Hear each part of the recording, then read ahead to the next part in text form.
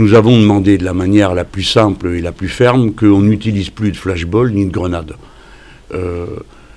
Quels que soient les arguments qu'il croit bon de mettre sur la table, nous avons l'argument de la démonstration des conséquences de cette violence. Et lui fait comme s'il n'y en avait pas. C'est ce que j'ai ressenti quand je l'ai entendu dire « personne n'est mort dans cette affaire ». Bon. Donc il est bon qu'on l'appelle le président Flashball, au moins pour cette journée, puisqu'elle est symbolique de la protestation contre la violence de la répression, et qu'il prenne la mesure des conséquences de ses actes. Il n'est pas un personnage comme les autres, c'est le président de la République. En deux mots de lui, il n'y aurait plus ni Flashball, ni grenade dans le pays. Et il ne prononcera pas ces deux mots, qui seraient de dire stop aux armes, et ainsi de suite. Non, mais les Français sont malins.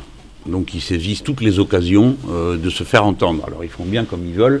Moi je ne cautionnerai pas ce numéro parce que c'est une mascarade et une supercherie. Notre Seigneur nous fait l'amabilité de nous consulter et à la fin il nous fera connaître les conclusions qu'il en a tirées.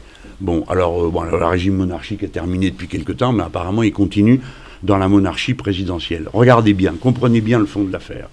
D'abord, le simple fait d'organiser un grand débat est la démonstration du fait que les institutions de notre pays ne fonctionnent pas. Dans une démocratie normale, il n'y a pas besoin de faire un grand débat. 18 mois après une élection présidentielle, sur 3 sujets aussi fondamentaux que l'écologie, la fiscalité et la manière d'être citoyen. Normalement, on est censé avoir réglé tout ça pendant l'élection présidentielle. On ne l'a pas réglé et on organise ce grand débat. Et à la fin, je peux vous dire ce que va faire le président de la République parce que nous le savons tous d'avance. Et comme hier, il a rencontré quelques-uns de vos collègues, il leur a dit « le social, c'est pas la peine, j'ai déjà donné ». Bon, donc le partage de la richesse dans ce pays, au revoir, ça ne sera pas cette fois-ci. Mais par contre, je vais faire des propositions institutionnelles. Waouh! Qu'est-ce qu'il va nous proposer? Exactement ce qu'il avait déjà prévu et qu'il avait présenté à l'Assemblée nationale. Et il va nous présenter ça sous la forme d'un référendum. Alors, il a trouvé la bonne idée du référendum, réduire le nombre de parlementaires, c'est-à-dire encore plus de pouvoir présidentiel, encore moins de pouvoir parlementaire. Et il pense que ça va répondre à la crise dans laquelle on vit. Je crois que c'est surtout ça qui est frappant.